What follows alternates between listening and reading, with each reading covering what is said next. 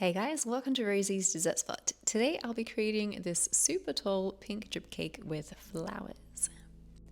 I'll be creating a super tall cake, so we have a lot of stability going into this one. First I'm going to fill with buttercream 4 layers of cake. Once I reach the 4th layer, I'm going to add in some bubble tea straws. Just mark with my thumb where it ends on the cake and then just cutting underneath the thumb.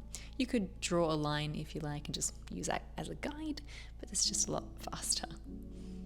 I have 4 in a square formation, and then I've placed a cake board on top with a hole right in the center for that center dowel to go in later.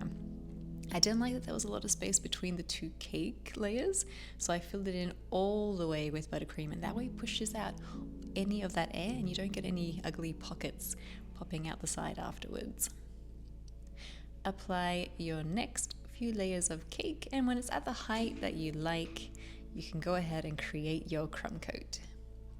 This is going to be just a thin layer of frosting traveling all around your cake.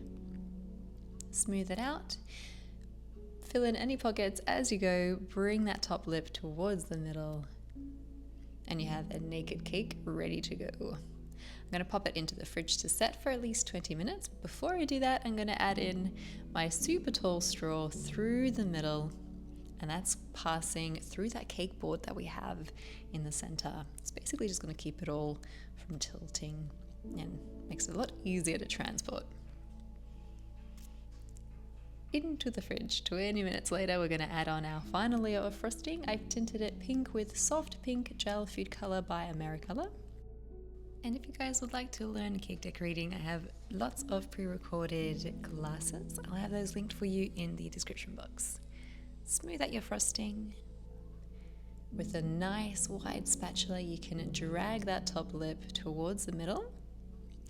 Offset that buttercream back into the bowl with another spatula, and continue until you are happy with the finish. I recommend popping your cake back into the fridge again before you add on the drip. This was a teeny tiny piping bag with way too much ganache inside, tinted pink, so I ended up having to use a spoon the rest of the way, but basically I'm creating a nice big puddle in the middle. I stop the puddle about 1 centimeter or so away from the edge, and then I drip these little drips along the outside. That middle puddle is going to continue to feed the length of the drip, and I find that this method just gives me the most control as to how many drips there are, how long they become, and how widely spaced apart they are. Into the fridge one more time to set your ganache before you add on any decorations. If you guys would like to learn cake decorating in depth, I have plenty of pre-recorded classes available, and I'll link that in the description for you. Thank you so much for tuning in. I hope this tutorial serves you, and we will catch you again in the next one.